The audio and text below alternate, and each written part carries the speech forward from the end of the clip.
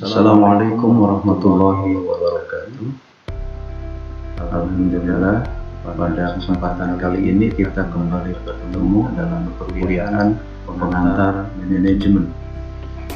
Saya doakan semoga teman-teman semua pada kesempatan kali ini dalam kondisi yang sehat walafiat, tidak kurang satu apapun, terutama dalam suasana pandemi COVID-19 seperti sekarang ini. Mudah-mudahan kita semua terhindar dari pandemi tersebut. Pada kesempatan kali ini kita akan membahas materi ketiga dari 14 materi yang akan Bapak sajikan selama perkuliahan pengantar manajemen 1 semester ini. Kita awali perkuliahan kita dengan melafazkan lafaz basmalah. Bismillahirrahmanirrahim.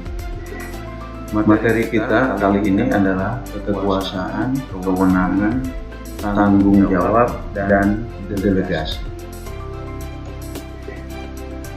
Apapun pendekatan yang diambil dalam menyusun desain organisasi, kesemuanya melahirkan 4 konsep yang penting dalam struktur organisasi, yaitu kekuasaan, kewenangan, tanggung jawab, dan pelimpahan wewenang.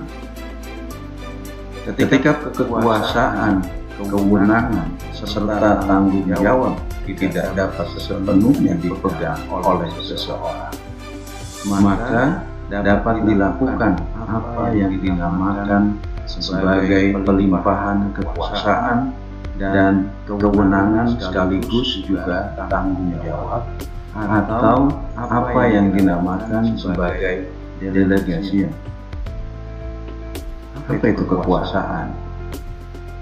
Kekuasaan seringkali dikonotasikan negatif jika dikaitkan dengan isu politik. Kekuasaan berarti suatu kemampuan untuk memengaruhi orang atau merubah orang atau situasi. Jika perubahan pada orang atau situasi adalah perubahan yang baik, tentunya power tersebut memberikan konotasi yang positif, bahkan sangat diperlukan. Kekuasaan sesungguhnya merupakan konsekuensi logis yang muncul dari setiap organisasi yang di dalamnya terdapat pimpinan dan bawahan, atau manajemen puncak dan manajemen tingkat bawah. Pekan lalu kita sudah mempelajari tentang manajemen tingkatan-tingkatan manajemen ini. Ada manajemen puncak dan ada manajemen tingkat bawah. Karena organisasi merupakan kumpulan orang dalam pencapaian tujuan, maka organisasi ditujukan untuk mengubah situasi melalui orang-orang agar perubahan terjadi. Faktor yang mendasari adanya kekuasaan. Menurut French dan Rahen, sebagaimana dikutip oleh Stoner, Raymond, dan Gilbert, terdapat 5 faktor yang mendasari lahirnya sebuah kekuasaan.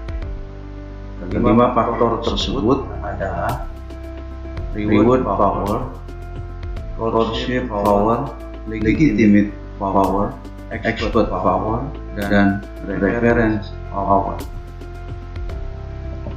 Reward power atau kekuasaan untuk memberikan penghargaan adalah kekuasaan yang muncul sebagai akibat dari seseorang yang posisinya memungkinkan dirinya untuk memberikan penghargaan terhadap orang-orang yang berada di bawahnya.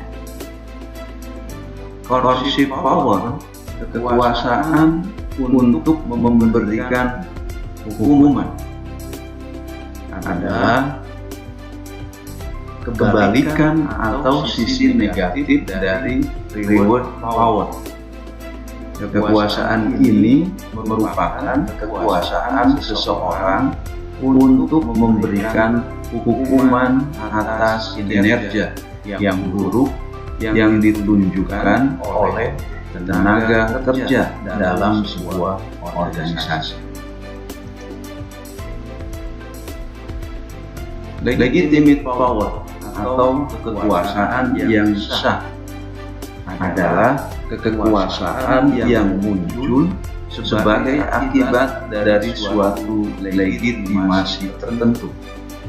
Misalnya, seseorang yang diangkat menjadi pemimpin. Expert power atau kekuasaan yang berdasarkan keahlian atau kepakaran adalah kekuasaan yang muncul sebagai akibat dari kepakaran atau keahlian yang dimiliki oleh seseorang, misal seorang dokter. Berikutnya, reference power adalah kekuasaan yang muncul akibat adanya karakteristik yang diharapkan oleh seseorang atau sekelompok orang terhadap seseorang yang memiliki pengaruh terhadap seseorang atau sekelompok orang tersebut. Kewenangan, authority. Yang dimaksud kewenangan pada dasarnya merupakan bentuk lain dari kekuasaan yang seringkali dipergunakan dalam sebuah organisasi. Kewenangan merupakan kekuasaan formal atau legitimasi. Seseorang yang ditunjuk atau dipilih untuk memimpin suatu organisasi, bagian atau departemen memiliki kewenangan atau kekuasaan yang legitimasi. Dua pandangan mengenai kewenangan formal. Terdapat dua pandangan mengenai kewenangan formal, yaitu pandangan klasik dan pandangan berdasarkan penerimaan. Pandangan klasik, jadi kewenangan pada dasarnya terlahir sebagai akibat adanya kewenangan yang lebih tinggi dari kewenangan yang diberikan. Misalnya, seorang manajer, seorang kapten, dan lain-lain.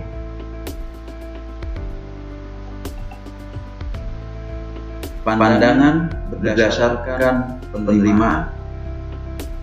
Tidak setiap kewenangan yang bersifat top-down serta-merta akan dijalankan oleh bawahan. Pandangan ini memandang bahwa kewenangan formal akan cenderung dijalankan atau diterima oleh bawahan tergantung dari beberapa persyaratan. Berdasarkan kedua pandangan itu, bisa dikatakan bahwa tidak setiap kewenangan dapat mengubah situasi ke arah yang diinginkan. Berbagai jenis organisasi tentunya memiliki kekhasannya sendiri. Apakah cenderung mengikuti pandangan klasik atau pandangan yang berdasarkan penerimaan. Beberapa jenis kewenangan dalam organisasi. Kewenangan dalam sebuah organisasi bisa dibedakan menjadi kewenangan lini, kewenangan staf, dan kewenangan fungsional.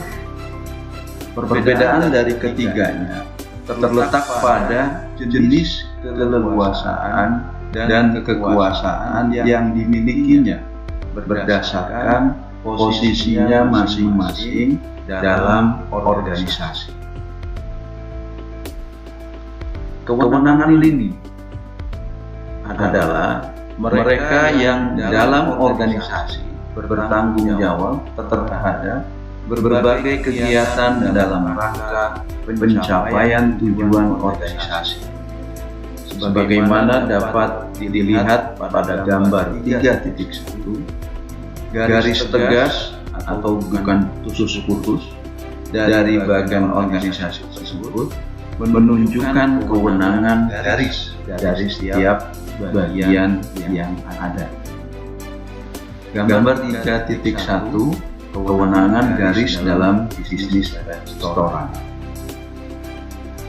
Ini gambar 3.1, kewenangan garis dalam bisnis restoran. Kita lihat di sana ada garis yang tidak putus-putus, garis tegas. Jadi menunjukkan itu kewenangan garis dalam bisnis ini. Kewenangan staf adalah mereka yang ditunjuk oleh organisasi untuk membantu bagian-bagian dalam sebuah organisasi yang memiliki kewenangan lini. Dengan demikian, mereka yang memiliki kewenangan staf adalah mereka yang membantu organisasi dalam mencapai tujuannya, hanya saja dengan cara tidak langsung. Misal, jasa advokasi, konsultan pajak, staf ahli, dan lain-lain.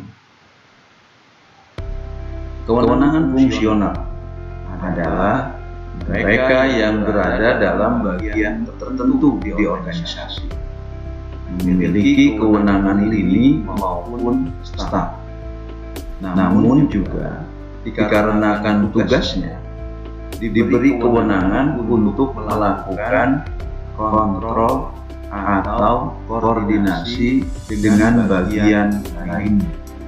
Misal, bagian keuangan, bagian pemasaran, bagian personalia, dan lain-lain. Konflik lini dan staf. Ada kalanya konflik terjadi antara mereka yang berada di bagian lini dan staf. Mereka yang berada di bagian lini kadangkala merasa bahwa dirinya lebih mengetahui apa yang terjadi di lapangan, sehingga ketika misalnya terdapat masukan dari mereka yang memiliki kewenangan staf, konsultan manajemen, dan konsultan pajak, mereka yang berada di bagian ini tidak dengan serta-merta mengikuti apa yang dianjurkan oleh konsultan tersebut. Gambar 3.2, kewenangan staf dan fungsional dalam bisnis restoran. Di bagian kanan monitor kita ada konsultan. Konsultan dibutuhkan untuk memberikan beberapa masukan terkait dengan pelaksanaan organisasi untuk mencapai tujuan dari organisasi tersebut. Materi kita selanjutnya adalah tanggung jawab. Setiap bagian atau departemen yang dibentuk atau ditentukan serta dihubungkan melalui garis-garis kewenangan maupun garis perintah memiliki satu konsekuensi penting lainnya dalam sebuah organisasi, yaitu apa yang dinamakan sebagai tanggung jawab. Kewenangan merupakan kekuasaan untuk melakukan sesuatu, sedangkan tanggung jawab memberikan arah untuk apa dan kemana semestinya kekuasaan itu dipergunakan. Dengan kata lain, tanggung jawab mengingatkan orang-orang untuk tidak saja mempergunakan kewenangan yang dimilikinya, tetapi juga melaporkan apa saja yang telah dilakukan sehubungan dengan kewenangan yang telah diberikan kepadanya. Oleh karena itu, perlu disadari bahwa setiap bagian dalam organisasi memiliki kewenangan sekaligus juga tanggung jawab dalam pencapaian tujuan organisasi. Selain itu, berbagai prasyarat kemampuan tentunya dibutuhkan untuk menduduki posisi-posisi tertentu dalam sebuah organisasi. Pembahasan kita berikutnya adalah pelimpahan wewenang dan tanggung jawab.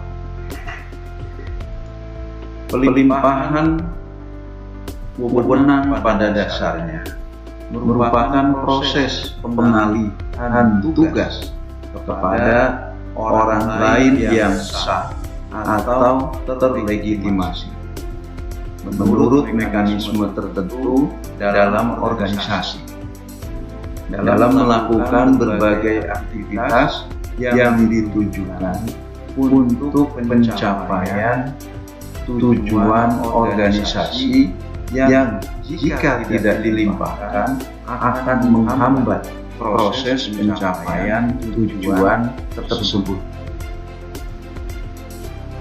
Manfaat pelimpahan wewenang. 1. Pelimpahan wewenang memungkinkan subbagian atau bawahan mempelajari sesuatu yang baru dan memperoleh kesempatan untuk melakukan sesuatu yang baru tersebut. 2. Pelimpahan wewenang mendorong terciptanya keputusan yang lebih baik dalam berbagai hal. 3. Penyelesaian pekerjaan akan dapat dilakukan dengan lebih cepat sekiranya pelimpahan wewenang tersebut berjalan sebagaimana mestinya dan diberikan kepada orang yang bertanggung jawab. Kendala dalam pelimpahan wewenang. Staf yang tidak memiliki kemampuan atau kapabilitas untuk menerima dan menjalankan sesuatu yang didelegasikan kepadanya justru akan menghambat pencapaian tujuan ke arah yang lebih baik. Pelimpahan wewenang juga akan berdampak pada kurang bertanggung jawabnya atasan terhadap apa yang semestinya dia lakukan. Oleh karena itu, perlu sekali digarisbawahi bahwa pelimpahan wewenang tidak berarti juga terjadi pelimpahan tanggung jawab.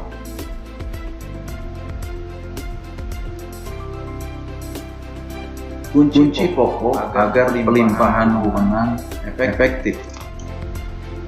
1.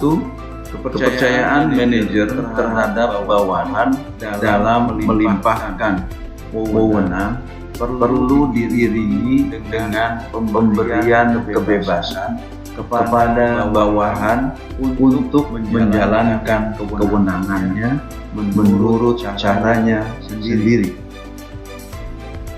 Dua, adanya komunikasi yang terbuka antara manajer dan bawahan. Ketiga, seorang manajer harus memiliki kemampuan dalam memahami tujuan organisasi, tuntutan dari setiap pekerjaan, dan kemampuan bawahan. Selain ketiga kunci pokok tersebut, Stoner memberikan prinsip klasik mengenai dasar agar pelimpahan wewenang menjadi efektif, yaitu prinsip skalar, prinsip kesatuan perintah, dan tanggung jawab, wewenang, dan akuntabilitas.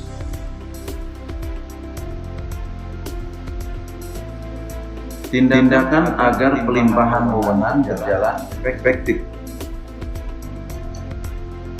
Tiga kunci pokok tersebut di atas dapat mendorong pelimpahan wewenang menjadi lebih efektif jika diiringi oleh beberapa tindakan sebagai berikut. 1. Penentuan hal-hal yang dapat didelegasikan. 2. Penentuan orang yang layak menerima delegasi. 3. Penyediaan sumber daya yang dibutuhkan. 4. Pelimpahan tugas yang akan diberikan. Kelima, intervensi pada saat yang diperlukan. Demikian materi kita tentang kekuasaan, kewenangan, tanggung jawab, dan delegasi. Mudah-mudahan yang sedikit ini bisa kita terima manfaatnya dengan baik, dan sebelum kita akhiri pertemuan ini, Bapak mengingatkan kembali, setiap selesai materi diberikan, maka ada kuis yang harus diselesaikan. Bapak ucapkan terima kasih kepada teman-teman yang sudah menyelesaikan tugas-tugas yang diberikan pada pertemuan yang lalu, baik itu tugas mandiri maupun tugas kelompok. Bapak sudah menerima tugas kelompok dari beberapa kelompok yang sudah dibentuk oleh teman-teman semua, dan pada pertemuan ini ada 4 pertanyaan yang harus teman-teman jawab. Seperti biasa, jawaban dikirim melalui portal student.bbm.ac.id. Terima kasih atas perhatiannya. Mohon maaf atas segala kekurangannya. Kita akhiri pertemuan ini dengan melafazkan lafaz Alhamdulillahirabbil alamin. Wassalamualaikum warahmatullahi wabarakatuh.